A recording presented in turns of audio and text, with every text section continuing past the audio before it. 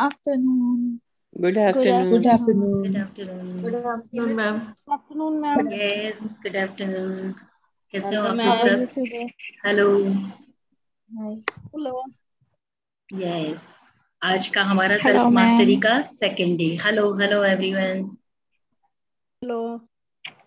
Okay, so सबको good afternoon, सबको welcome. और कल हमने डिस्कस किया था वो टॉपिक, आप लोगों को याद है जो हमने कल का सेशन हमने डिस्कस किया, तो उसके ऊपर आप लोगों ने अपनी लाइफ पे काम करना शुरू किया. हाँ जी, ट्राई करते हैं. ट्राई करते हैं. ट्राई कैसी होती है मुझे बताओ पहले. अपने मन को ट्राई देख रहे हैं, ट्राई कैसी कोशिश कर होती रहे है हैं. ट्राई मतलब अपने साथ कि कोशिश कर रहे हैं कि कोई ज्यादा से ज्यादा समय बिताएं. कोई चीज है, मैंने आपको बोला कि ये चीज है, इसको आप पकड़ो. आप पकड़ो, या तो आप पकड़ोगे या तो आप नहीं पकड़ोगे. पर आप ये कहोगे कि मैं पकड़ने की ट्राई कर रही हूँ, ट्राई कर रही हूँ, मैं पकड़ने की ट्राई कर रही हूँ, तो वो ट्राई होती है क्या? ट्राई नहीं, नहीं होती ना. या तो आप करोगे या तो आप नहीं या करोगे. नहीं करेंगे. सही बात. पर ट्राई जो होती है ना, वो होल हार्टेडली एफर्ट नहीं होता है. ट्राई हाफ हार्टेडली एफर्ट होता है. उसमें या तो आप नहीं ही करते हो या आप करने का सिर्फ दिखावा करते हो. आई तो मेंट कि हम कर रहे हैं. ट्राई नहीं मैं कर करनी रही है. हूँ. नहीं, हम यस, मैं कर रही हूँ. ठीक. करना है तो करो, नहीं करना है तो बिल्कुल नहीं करना है. पर ट्राई कभी नहीं करनी जीवन में. किसी भी चीज के लिए ट्राई नहीं करोगे आप, है ना. बिल्कुल. करो या ना करो, दो में से एक ही चीज होती है. बट ट्राई हमेशा हाफ हार्टेडली होती है, जिसमें आपकी आधी एनर्जी, आधी ऊर्जा लग जाती है और आउटकम कुछ नहीं मिलता. तो आधी एनर्जी भी हम वेस्ट नहीं करेंगे. बिल्कुल सही. Okay. Totally agree with you. शुरुआत ही करेक्शन से कर रही हूँ. स्वभाव थोड़ा सा ऐसा है कि किसी चीज को छोड़ नहीं पाती हूँ मैं. I okay. Appreciate that. Okay जी. सो यस्टरडे हमने देखा था, कुछ कहानियां भी हमने सुनी थी. और फर्स्ट पॉइंट हमने देखा था कि ओवर थिंकिंग, कि जब हम अननेसेसरी ओवर थिंकिंग करते हैं तो हमारे नेचर में, स्वभाव में, या तो एंजाइटी, या तो वरीज, या तो इनसिक्योरिटी पैदा होने लगती है. हमारे जीवन में जो चिंताएं हैं, एंजाइटी है, इनसिक्योरिटीज हैं, या पुअर लैक वाली जो फीलिंग्स हैं, उसके पीछे क्या कारण है? Over thinking. अल्टीमेट गोल क्या होता है? अल्टीमेट गोल क्या है इस जीवन का? आपका लक्ष्य क्या है? क्या करने आए हैं? जैसे कल एक क्वेश्चन लिया था कि हु वी आर, हम कौन है. तो हमने ये समझा कि हम एक सोल हैं, है ना. तो उसके बाद का दूसरा क्वेश्चन है कि हम यहाँ पे क्यों हैं. अगर हम सोल हैं, हमने ये बॉडी मैनिफेस्ट की है, हम इस शरीर को लेकर यहाँ पे आए हैं, तो हम क्यों आए हैं, क्या करने आए हैं यहाँ पर? कल के सेशन से मैं जितना समझी हूँ उसमें ये था कि जितने भी पैटर्न है उनको ब्रेक करना और जो फ्रीडम को एक्सपीरियंस करना हम्म. जो एक्चुअल में हम लोग हैं. ओके. तो एग्जैक्टली हम सोल हैं. इस धरती पे हम आते हैं एक्सपीरियंस करने के लिए. पर क्या एक्सपीरियंस करने के लिए? क्या ये दुख, तकलीफ, उलझने, ब्लॉकेजेस, ये जो पुअर मेंटालिटी से जी रहे हैं, पॉवर्टी, क्या ये सब एक्सपीरियंस करने आते हैं?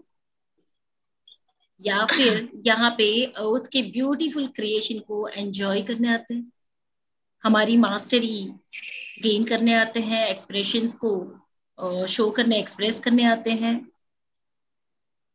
क्यों आते हैं हम यहाँ?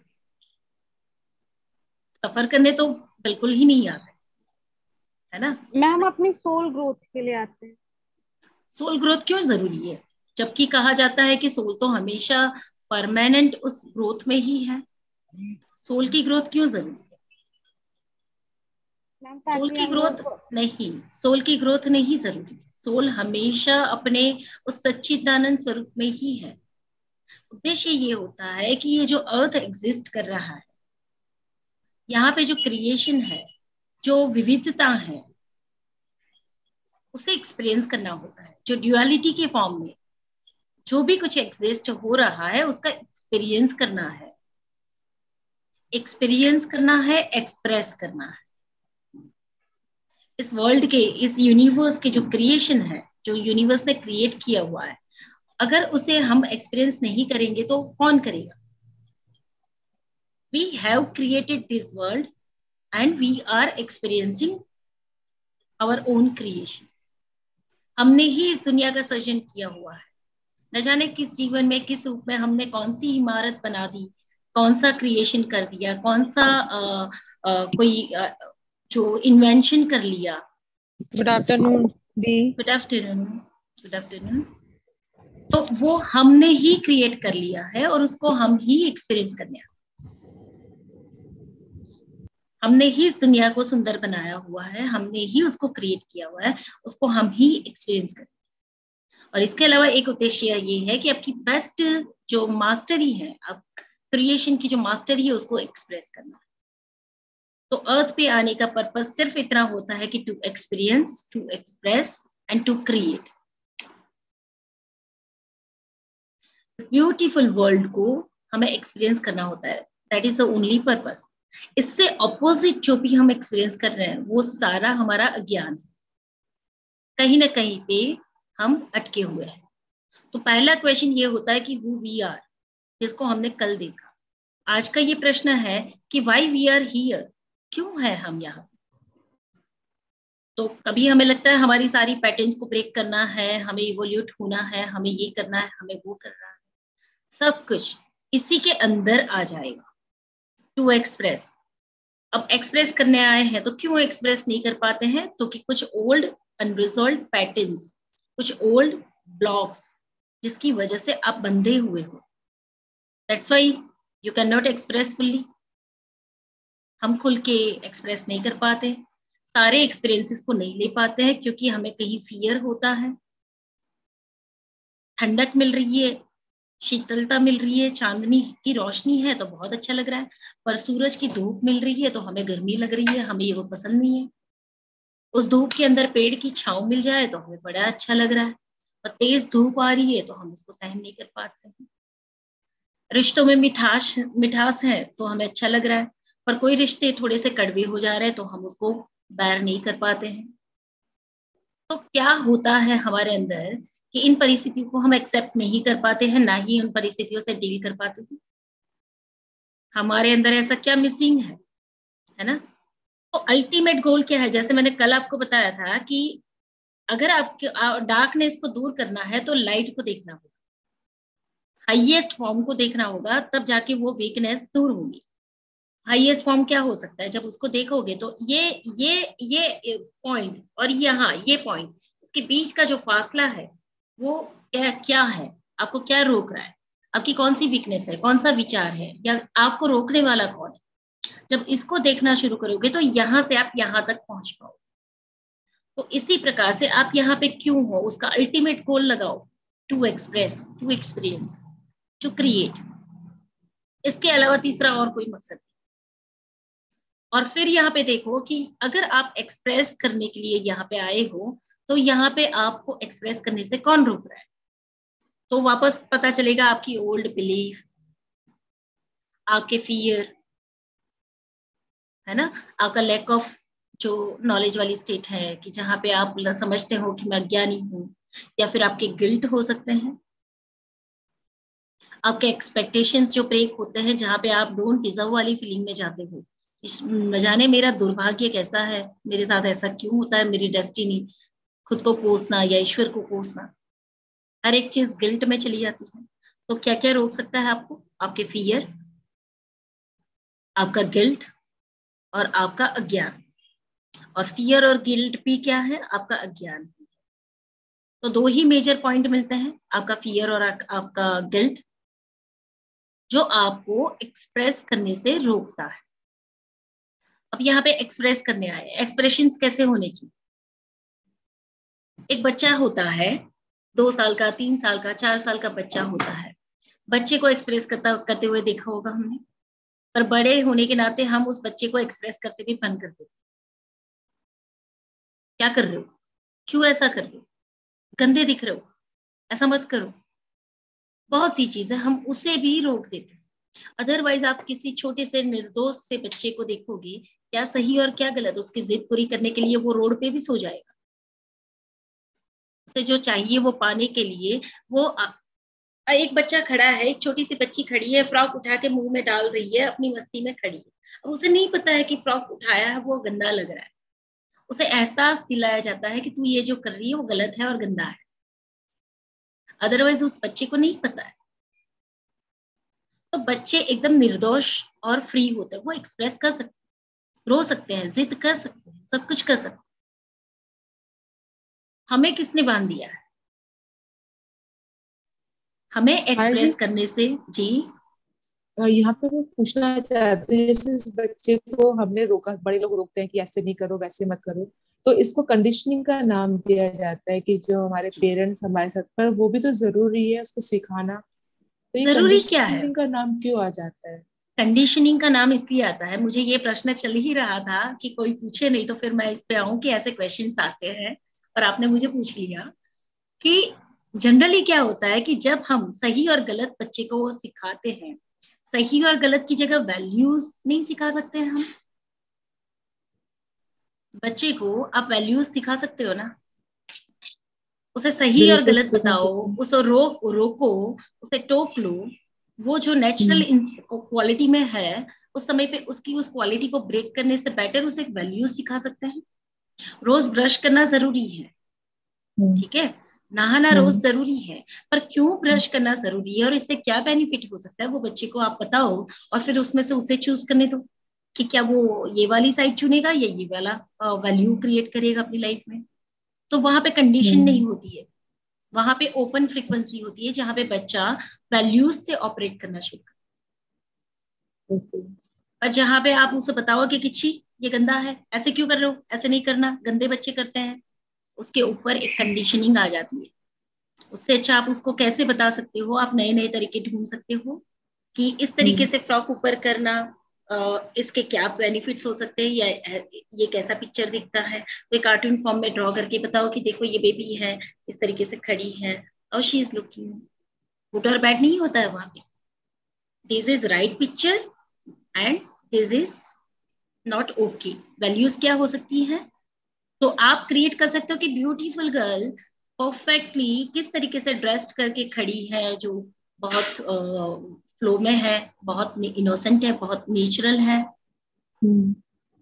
कोई बच्चा मुंह में उंगली डालता है या नाखून छपाता है, अगर उस समय हम्म। पे हम उसे ये बताते हैं कि नाखून छपाना गंदी आदत है, ऐसे मत करो, ऐसे मत करो, नो हम्म। डाउट हम उसे झटक देते हैं या अंगूठे पे कुछ बांध देते हैं, सब कुछ करते हैं, पर फिर हम्म। भी वो ध्यान चुका के वापस वो करने लगता है। उसे बता रहे हैं। लगता है कि मुझे रोका जा रहा है, मुझे टोका जा रहा है, और इसकी हम्म। जगह उसके आप 10 फायदे या नुकसान दिखा दो उसको, और उसके दिमाग हम्म। में ये चीज ऐड करो कि वैल्यूज क्या होती है, क्यों नाखून चबाने चाहिए या क्यों नाखून नहीं चबाने चाहिए। अगर उसे उसी समय पे ये दिखा दिया जाए तो वो इंस्टेंटली चूज करेगा what is good for him और हर। हम्म। तो कंडीशनिंग तब आती है जब आप अपने माइंडसेट से बच्चे को ट्रीट कर लीजिए, अच्छा। और वहां पे अगर आपने पेशेंस डेवलप कर ली है और बच्चे को वैल्यूज दिखानी शुरू की है, तो वो, आप भी सोचिए ना, कभी आपको, आप कुछ भी कर रहे हो, आपको पता है कि मोबाइल में घंटों तक देखना आंखें खराब करना, आप गुड, वही अपने नॉट गुड बच्चे फॉर के हेल्थ। साथ, हाँ, आप वही अपने बच्चे के साथ चाहते हो कि बच्चा इतना मोबाइल में पड़ा रहता है, इतना मोबाइल में पड़ा रहता है, उसकी आंखें खराब हो जाएगी, उसका विजन बिगड़ जाएगा, तो हर्ट होगा हम्म। उसे, या वो रेडिएशन जो है उसे डिस्टर्ब करेंगे, उसके लिए हार्मफुल है, हम जानते हैं। पर रोकने टोकने से क्या वो चीज उसकी बदलवा पाते हो? नहीं। और जब कोई आपको गाइड करता है कि इतना मोबाइल पे मत रहो, इतने यूट्यूब पे मत रहो, इतनी चैनल्स पे मत रहो, ये मत करो, पर जब आप बोर फील करते हो सीधा हाथ में आपके फोन ही आता है ना, बिल्कुल। तो इतना कुछ जानने के बावजूद भी आपका ध्यान वहीं पे जा रहा है। हम्म। अब वो वैल्यूज आपने ही क्रिएट नहीं की है, आप बच्चे को कैसे क्रिएट करवा पाओ? सही और बात। उसी समय पे अगर वो वैल्यूज आपने क्रिएट कर ली है तो आपके अंदर एक पेशेंस डेवलप हो जाएगा, जो बच्चे के लिए कैसे पेशेंस से उनके साथ डील करना, कैसे उनके लाइफ में वैल्यूज क्रिएट करवाना और उनको ओपन पॉसिबिलिटीज में छोड़ना। ये काम आ सकता है। ओके। ठीक है, तो जनरली देखा जाए तो नॉर्मली बच्चे बहुत नेचुरल फ्लो में होते हैं, वो एक्सप्रेसिव होते हैं, और समय जाते धीरे धीरे उसमें इतनी कंडीशंस बन जाती है, वो कंडीशनिंग से पैक होने लगता है। अब वो फ्रीली एक्सप्रेस नहीं कर पा रहा है, फ्रीली बोल नहीं पा रहा है, सही और गलत में उलझता जा रहा है। और इसकी वजह से धीरे धीरे क्या होता है, आपकी ओल्ड बिलीफ सिस्टम्स, आपके परिवार के सदस्यों की ओल्ड बिलीफ सिस्टम्स भी आपके साथ काम करने लगती है, सोशल प्रेशर आपके तरफ आने लगते हैं, और ये सारा आपकी नेचुरल क्वालिटी को डिस्टर्ब करता जाता है। पर ये तो सब हो रहा है, ये तो सब हो रहा है क्योंकि यहाँ पे तो आपका पूरा पावर किसके पास है? या तो बच्चे होने के नाते आपके मदर फादर के पास, सोसाइटी के पास, आसपास के वातावरण के पास। तो आप कहाँ हो? जिस दिन आपको ये प्रश्न लग जाए ना कि मैं कहाँ हूं, अभी तो मैं सरकमस्टेंसेस, सोसाइटी, लोग या परिवार के सदस्य या मेरे पास कार्मिक पैटर्न से ही डील कर रहा हूँ, यहाँ सब तो मैं तो लॉस्ट ही हूँ, मैं कहाँ हूँ? उस दिन पहला क्वेश्चन खुद से करना है कि मैं कहाँ हूँ। लाओ पूरी पावर मेरे हाथ में देने दो, ताकि अब मैं उस नेचुरल क्वालिटी तक पहुंच पाऊं, उस इनोसेंट बच्चे के को मेरे अंदर वापस पैदा कर पाऊं, मैं एक्सप्रेस कर पाऊं। अब कई लोगों को ये डर होता है कि 10 लोगों के सामने बोलना है, या ग्रुप के अंदर जाना है, लोगों से मिलना जुलना है, या कोई अननोन पीपल से मिलना है, या किसी भी प्रकार के फाइनेंस को मैनेज करने का डर हो सकता है, इन लॉस से डील करने का डर हो सकता है, अच्छी चीजों को क्रिएट करने का डर हो सकता है, कुछ क्रिएटिव होने का डर हो सकता है, किसी भी प्रकार के। ये आपके एक्सप्रेशंस हैं।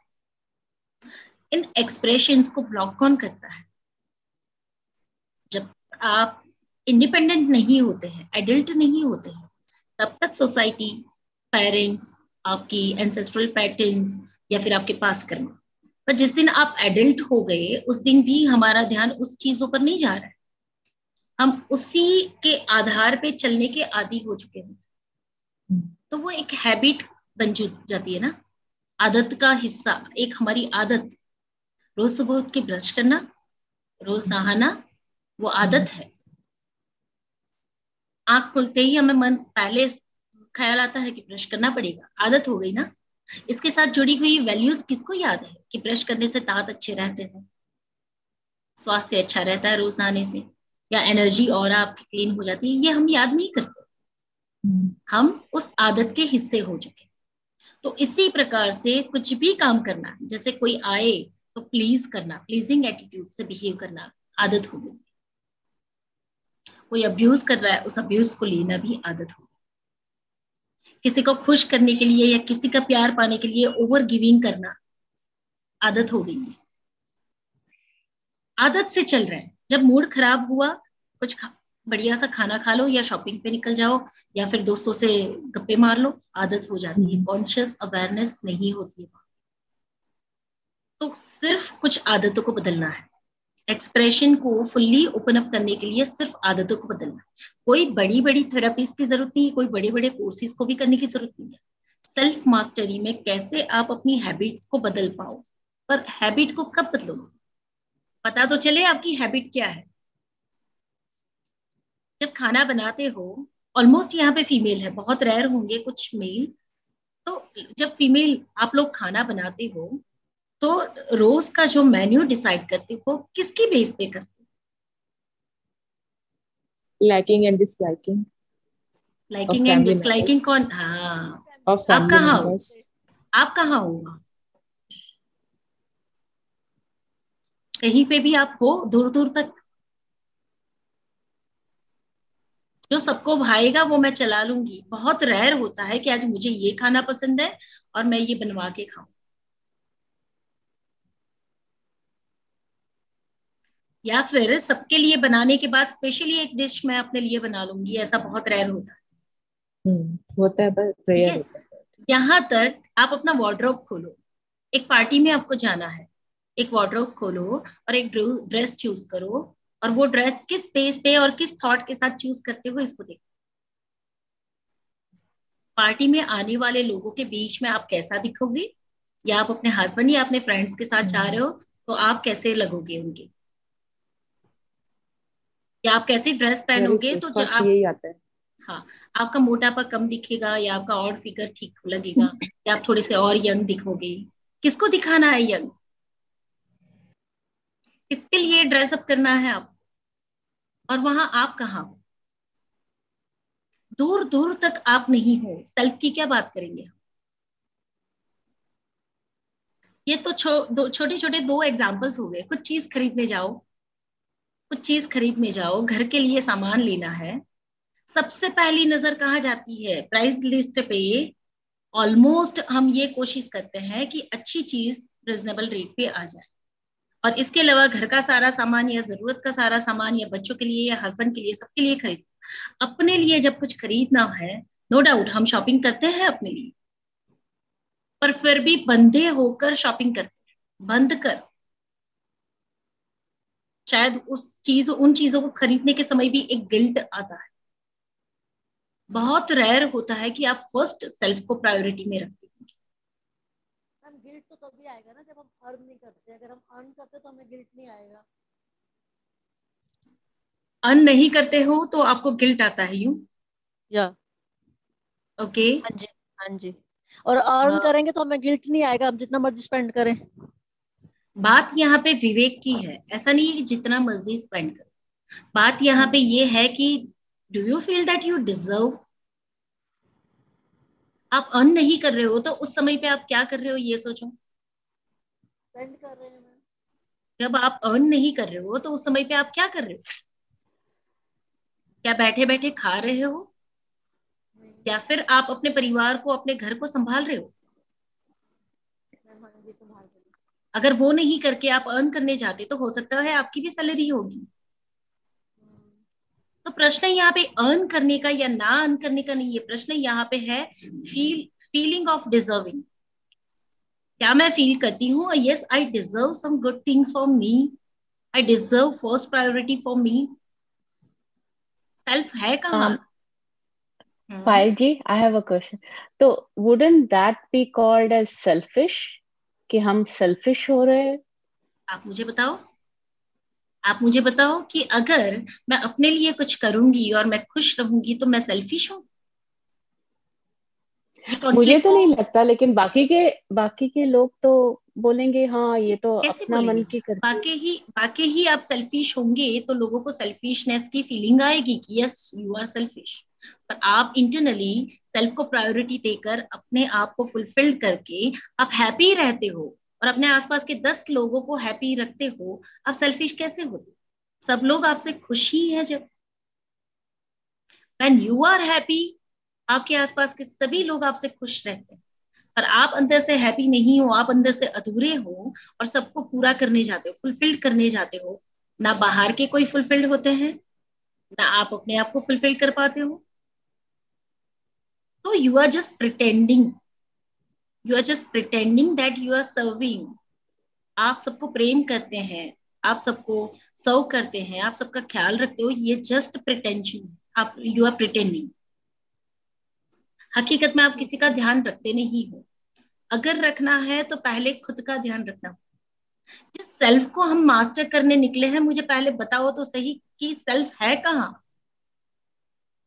अगर आप अपने लिए कुछ बना लोगे, अपने लिए कुछ खा लोगे बना के, अपने लिए कुछ प्रायोरिटी सेट करोगे, तो फीलिंग क्या आती है कि क्या हम सेल्फिश नहीं कहलाएंगे?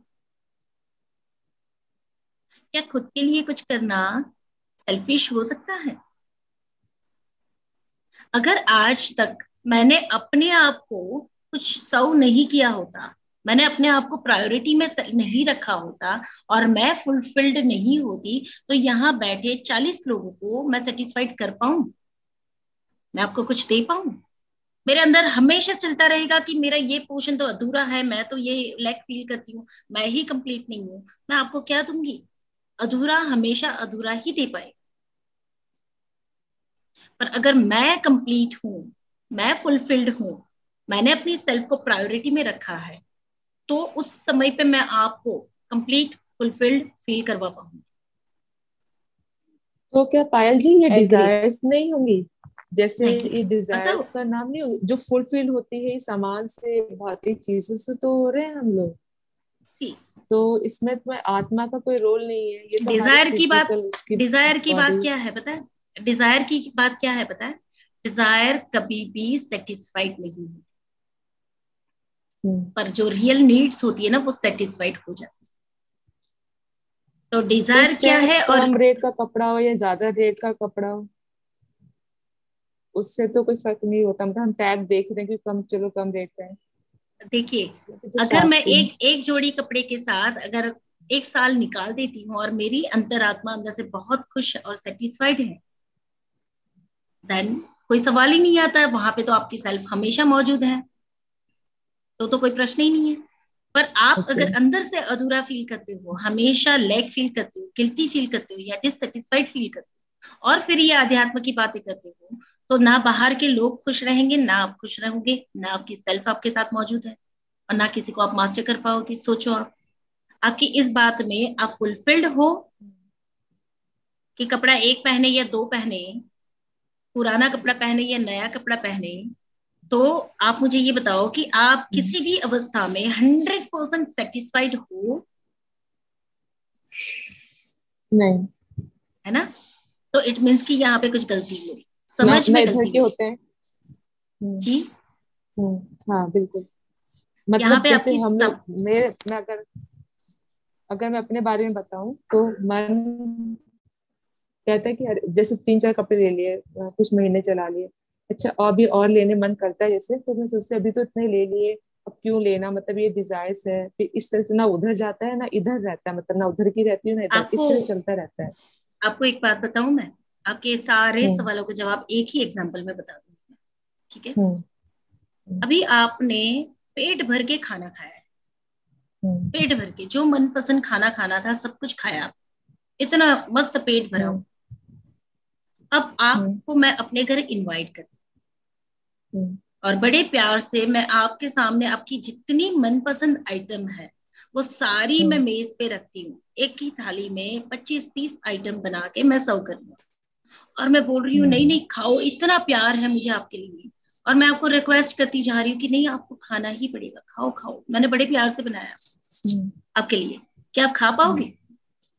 हम्म। क्यों?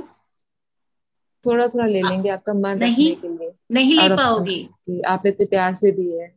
हाँ, लेकिन आप पूरा खा नहीं पाओगे, कितनी भी पसंदीदा चीज क्यों ना हो, पर आप एकदम भूखे हाँ। हैं, ठीक है, आपका पेट पूरा खाली है, हम्म। और अचानक से आप मेरे घर आ जाते हो और मैं आपके लिए 2-4 आइटम्स बनवा लेती हूँ या एक ही आइटम बड़े प्यार से बनाती हूँ, आप पेट भर के खा लो। बिल्कुल। पर क्या है दोनों में? एक में पेट पूरा भरा है और सामने 25 आइटम पड़ी है, पर आप नहीं खा पाओगे क्योंकि आपका पेट पूरा भरा है। अब आपको वो खाने की रुचि हम्म। नहीं है जब तक पेट खाली नहीं होता है।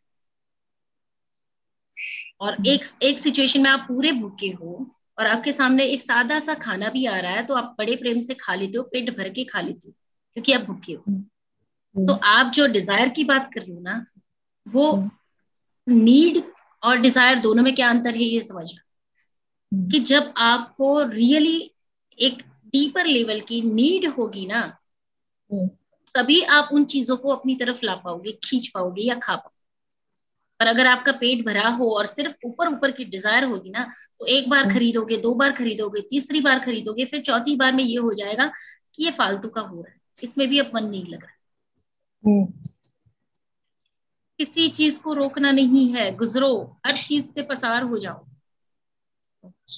अवेयरनेस को इंक्रीज करते जाओ, रियल नीड क्या है और आपकी मेंटल डिजायर क्या है, दोनों में फर्क समझना शुरू। अगर आपको खुद को हम्म। मास्टर करना है तो आपकी ट्रू रियल नीड क्या है, डेफिशिएंसी क्या है, और वो डेफिशिएंसी आपकी इस जीवन की नहीं है, डेफिशिएंसी हम्म। आपकी कब से चली आ रही है, जिसको पूरा करना इस जीवन में आपको आपके लिए जरूरी है। हम्म। और जब आप उस डेफिशिएंसी को पूरा करते हैं तो ऑटोमेटिकली सेटिस्फेक्शन लेवल आ जाता है, फिर वहां से ध्यान हट जाता है, ओके। चाहे वो छोटी से छोटी चीज क्यों ना हो, चाहे वो बड़े से बड़ी चीज क्यों ना हो। और एक मजेदार बात मैं बताऊं, यूनिवर्स आपकी डेफिशिएंसी को पूरा करने के लिए पूरा सपोर्ट है, आपको जितना चाहिए उतना मिलता है, पता है आपको? हम्म। जब तक आपकी वो कमी पूरी ना हो तब तक आपको मिलता है। कोई कमी नहीं है यहाँ पे। और ये सारे मैं अपने प्रैक्टिकल एक्सपीरियंसेस से आपको बता, कि जब तक आपको लगता है कि ये आपकी ट्रू रियल नीड है, वो हमेशा यूनिवर्स पूरी करता है। दुनिया में बहुत रेयर सुना होगा कोई व्यक्ति भूख से मर गया, जिसको बिल्कुल खाना नहीं मिला और भूख से मर गया। बहुत रेयर होता है। क्यों? तो कि रोटी, कपड़ा और मकान, ये 3 इंसान की बेसिक नीड है, और जिसको यूनिवर्स कहीं से भी पूरा करता है। न जाने किसके मन में क्या थॉट आता होगा और किस भूखे व्यक्ति को वो जाके खाना दे देता होगा। तो भूख से मरने वाले लोगों की गिनती बहुत कम है, बहुत रेयर। भरे पेट मरने वाले लोगों की गिनती बहुत ज्यादा है। किसी को कोई डिसीज हो गए, हार्ट अटैक आ गया, पैरालिसिस हो गया, कुछ और ब्लड प्रेशर बढ़ गया, कोई और प्रॉब्लम्स आ गई, ट्यूमर हो गया, कैंसर हो गया, ये भरे पेट लोगों की डेथ, भूखे लोगों की डेथ नहीं। समझ रहे हैं आप? तो ऑब्जर्व करिएगा, भरे पेट मरने वाले लोगों की डेथ ज्यादा है, भूखे मरने वाले की डेथ कम है। तो जो रियल नीड है और डिजायर क्या है, दो के बीच में अंतर करना। अगर रियल नीड आप अपने जीवन में समझने लगे तो आप अपने आप को फुलफिल्ड करते जाए। दूसरा, feeling of deserving, that I deserve, yes I deserve. मुझे कपड़ों का बहुत शौक है, बहुत शौक है मुझे कपड़ों। अब वो ना मेरी नीड है ना मेरी डिजायर है, ये मेरी चॉइस है। तो मैं अपनी चॉइस को एक लाइफ में मैं एस्टेब्लिश कर सकती हूँ। रीजन, मैं यहाँ पे फील करने, एक्सपीरियंस करने आई हूँ बेस्ट से बेस्ट। तो किसी भी एरिया में मेरा ध्यान जा सकता है। हो सकता है किसी बेस्ट डिजाइनर ने बेस्ट डिजाइन बनाई हो और मेरी कैपेसिटी हो रही है और उस डिजाइन को मैं पहनूं, पर मैं उस डिजायर के पीछे मरी नहीं जाऊंगी। कहते हैं ना कि सपने और डिजायर दोनों में भी अंतर है। आप वंडरिंग स्टेट में हो सकते हो, हाउ वंडर, पर वो वंडरिंग स्टेट आपको बच्चे जैसा बनाती है। बच्चे हमेशा सपने में रहते हैं, ड्रीमी वर्ल्ड में।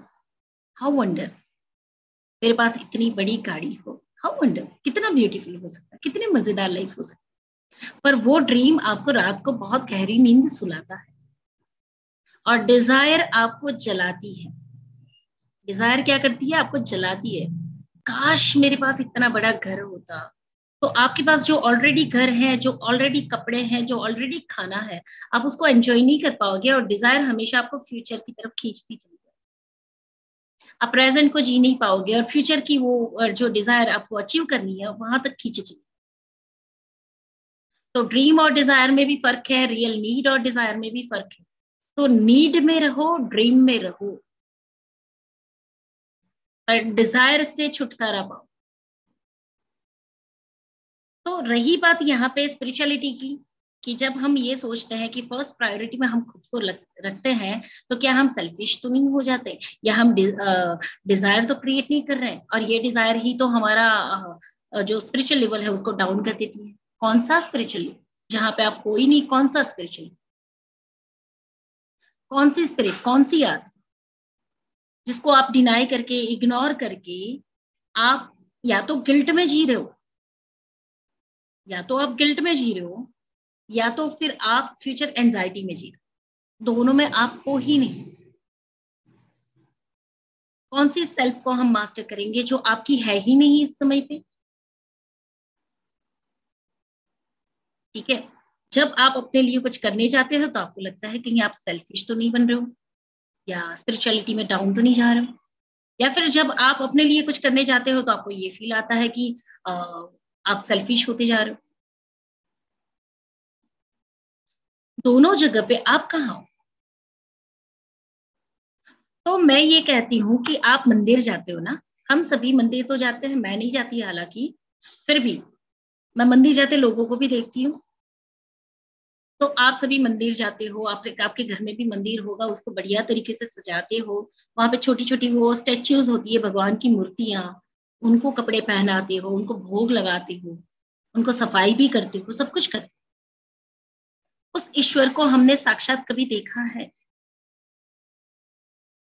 सारा भोग कुछ घर में अच्छा बनाया, पहले भोग आपने लगाया वहां पे, बहुत अच्छी बात, बहुत अच्छी बात, करो, जिसको श्रद्धा है वो करो, पर पहले अपने अंदर की इस ईश्वर को तो सजा लो, इसको तो भोग लगा दो एक बार, इसका मंदिर तो सफाया कर लो। इसके अंदर कितने गिल्ट पड़े हैं, कितने नेगेटिव विचार पड़े हैं, कितने ब्लॉकेजेस पड़े हैं, उसकी शुद्धि तो कर ले हम। धूप दिया अगरबत्ती चलाना है तो मैं हमेशा, मेरे पापा मम्मी वो करते हैं ना, तो मैं बोलती हूँ एक काम करो, 4 धूप लो, अगरबत्ती लो और पहले यूं लगाओ, धूप अगरबत्ती पहले इसको लगाओ फिर यहाँ लगाओ, क्योंकि ये ईश्वर भी तभी खुश होगा जब आपने इस ईश्वर को देखा। अब मैं इसको देख नहीं पा रही, मेरी दृष्टि बाहर है, मैं बाहर ढूंढ रही हूँ उस ईश्वर को, मैं बाहर देख रही हूँ उस ईश्वर को, मैं इसके अंदर के उस ईश्वर को देख नहीं पा रही। वो ईश्वर कैसे खुश होगा? वो बोल रहा है कि मैंने तुझे मेरे जैसा ही बना के नीचे भेजा है, तू सेवा करनी है तो इसकी कर, मुझ में तो प्राण नहीं है, मैं तो मूर्ति में समाया हुआ हूँ, पर तुझ में तो मैंने प्राण भी डाले हुए। सेवा करनी है तो इसकी कर, शुद्धि करनी है तो इसकी कर, धूप दिया अगरबत्ती भोग फूल सजाना है तो इसको सजा। तो हम वो नहीं कर पाते क्योंकि हम बाहर जीने के आदी हो चुके। तो एक बढ़िया सी कहानी, आप लोगों को नींद ना आ जाए इसलिए एक कहानी सुना, है ना। एक बुद्धिस्ट मॉन्क था, तो बड़े ध्यान में वो बैठा रहता था और हमेशा वो अपना ध्यान आंखें बंद करके लगाए रहता था।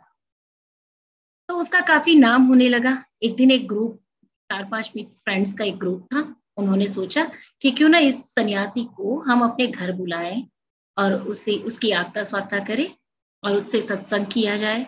तो उन्होंने इनिशिएट किया और उसे रिक्वेस्ट की कि महात्मा क्या आप हमारे घर पधारोगे? और वो संत ने इन लोगों की बात मान ली और दिन नक्की हो गया, समय नक्की हो गया। उसने कहा कि मैं इस दिन आपके यहाँ पहुंच जाऊंगा। एग्जैक्ट वो सारे लोग, उसके घर के सदस्य या कुछ रिश्तेदार, सभी कोई वहां पे आ चुके थे, उस सन्यासी की वेट कर रहे थे। वो सन्यासी अपने टाइम पे आ गया, एक रूम में उसे आसन पे बिठाया गया और सभी सत्संग करना शुरू किया। सन्यासी अपनी कुछ बातें बता रहा था और सारे लोग सुन रहे थे कि अचानक ऐसे हुआ कि एक अर्थक्वेक आया, और अर्थक्वेक आया तो सब लोग भागदौड़ मचाने लगे। सारे उस कमरे में बैठे हुए दौड़ दौड़ के नीचे चले गए और पूरा शहर जैसे बाहर निकल आया। अचानक सारे लोग नीचे रोड पे जमा हो गए थे। उसमें उस व्यक्ति को याद आया कि अरे जिस अतिथि को हमने बुलाया था वो तो अभी कमरे में ही रह गए, वो तो नीचे आए नहीं दौड़कर। तो अर्थक्वेक के बीच में तहस नहस हो रहा था सब कुछ, और वो दौड़ते हुए उस कमरे में गया, ऊपर 3rd फ्लोर पे वो कमरा था, वहां पे गया। तो जाकर देख रहा है तो उसकी आंखें खुली की खुली रह गई। वो सन्यासी आंखें बंद कर ध्यानस्थ अवस्था में लीन हो रहा था। तो वो उसे जगाकर बोल रहा है कि महात्मा आप क्या कर रहे हो? आपको पता नहीं चल रहा है कि इतना बड़ा अर्थक्वेक आया है, हम सभी कोई भाग कर नीचे चले जा चुके हैं और आपको डर नहीं लगता है क्या? आपको मरना है क्या? ऐसे ही बैठे हो आप। वो आंख खोल कर बताता है उसे कि डर तो मुझे भी लगा, अर्थक्वेक आया ये मुझे भी पता चला, पर तुम सभी लोग बाहर की तरफ दौड़े और मैं दौड़ा अंदर की तरफ। डर बहुत लगा मुझे कि ये अर्थक्वेक आया है, कुछ होने से पहले मैं भाग जाऊं, पर मैं अपने भीतर तक भाग जाऊं कि मैं अपने अंदर उस ईश्वर के साथ जुड़ जाऊं, मेरी मृत्यु आने से पहले मैं अपने भीतर गहराई में कनेक्ट हो जाऊं। जब तुम दौड़े तो पहले फ्लोर पे भी उतना ही अर्थक्वेक था, दूसरे फ्लोर पे भी उतना ही अर्थक्वेक था और तीसरे पे भी उतना ही अर्थक्वेक था, और जिस ग्राउंड पे जाकर तुम खड़े रहे वहां पे भी धरतीकंप उतना ही आया था। मात्रा हर जगह पे एक जैसी थी, फिर भी तुम लोग बचने के लिए तीसरे माले से दूसरे से पहले से जमीन पे चले गए। अर्थक्वेक की मात्रा तो हर जगह पे एक समान थी। तुम लोगों ने बाहर की तरफ दौड़ना चूज किया, मैंने अपने भीतर की तरफ दौड़ना चूज किया।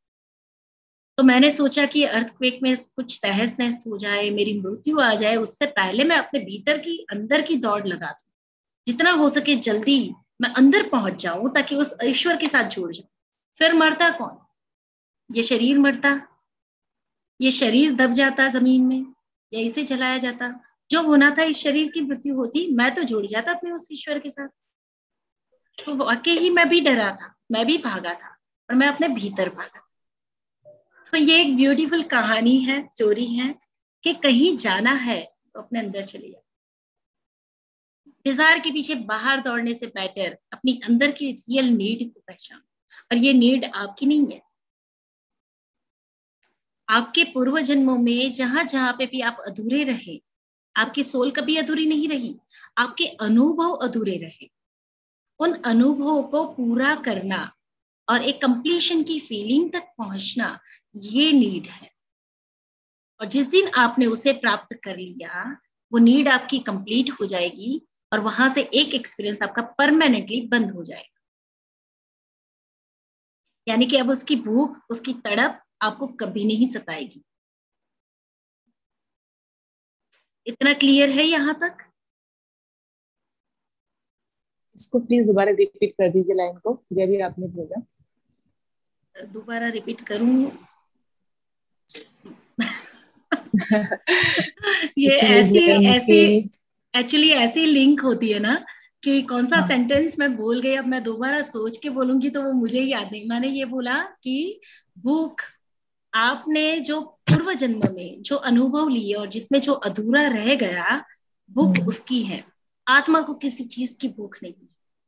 आप जो ट्रूली यू है, जो आप है, उसे किसी चीज की भूख नहीं है, पर आपके एक्सपीरियंसेस में जो अधूरा रह गया वो नीड है। okay. और उस नीड को इस जीवन में जो भी आपके सामने आता है उस तरीके से पूरा करना। तो उस चीज के लिए क्या सेल्फिश होना और क्या डिजायर क्रिएट करना।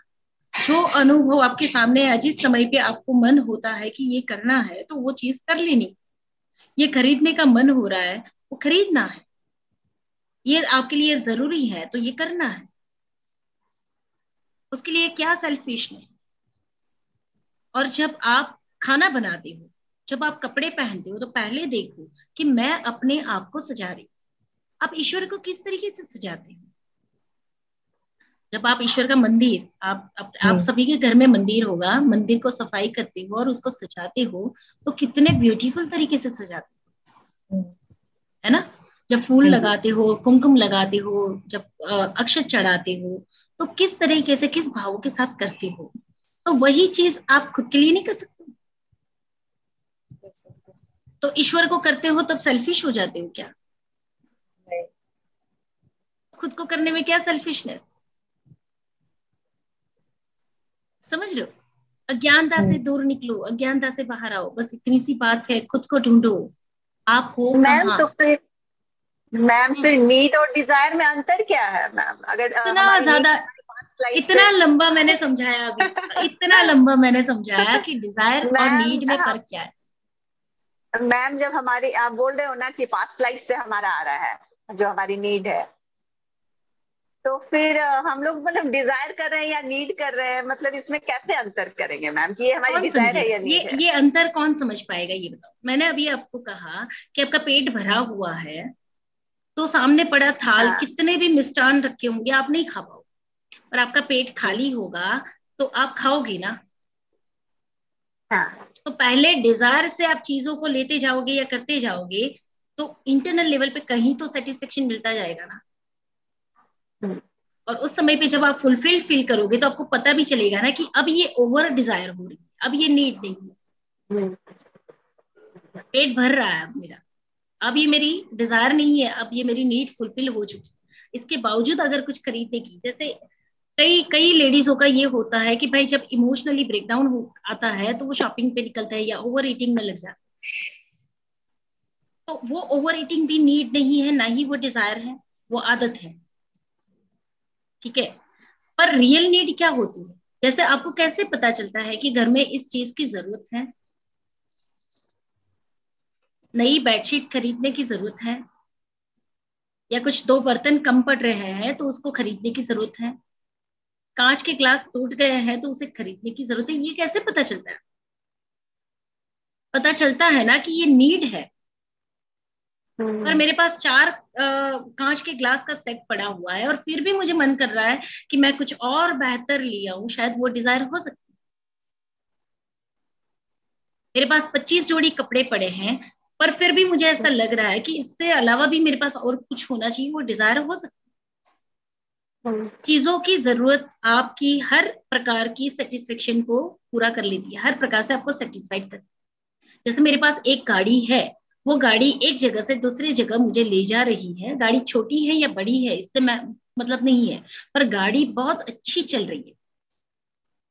अब एक समय ऐसा आता है कि वो गाड़ी अगर मुझे परेशान करना शुरू करे, या उसकी प्रॉपर मेंटेनेंस नहीं हुई है, या किसी तरीके से अब वो पुरानी होती जा रही है, रास्ते में बिगड़ जा रही है, तो वो रियल नीड हो जाएगी कि अब आपको गाड़ी की व्यवस्था करनी है। पर एक गाड़ी होने के बावजूद मुझे सेटिस्फेक्शन नहीं होता है कि ये गाड़ी तो छोटी है, मेरे स्टेटस को सेट नहीं करती है, दूसरी गाड़ी मुझे लेनी ही पड़ेगी। वो डिजायर है। कुछ कपड़े आपके पास बहुत बेहतर है, आप पहन रहे हो, अच्छे भी दिख रहे हो, पर ऐसा लगता है कि नहीं नहीं नहीं, अब तो मैं इससे ऊब चुकी हूँ और अब और कुछ चाहिए, वो डिजायर हो सकती है। और वाकई ही गर्मी बहुत है और आपके पास कॉटन कपड़े की कमी है, और आपको मन करता है कि अभी गर्मियों के मौसम में कुछ कॉटन कपड़े, या विंटर के मौसम में कुछ मुझे वुलन कपड़े की जरूरत पड़ेगी, वो आपकी नीड है। जरूरत आपको हमेशा सेटिस्फाइड और फुलफिल्ड करे, और डिजायर हमेशा आपको और ग्रीडी बनाए। दोनों के बीच में अंतर क्या है वो कैसे पता कर पाओगे? बाहर से कभी नहीं। जब आप अपने लिए काम करना, अपने लिए जीना, सेल्फ लव करना शुरू करो। अब कई बार प्रश्न ये आते हैं, सेल्फ लव कैसे करना?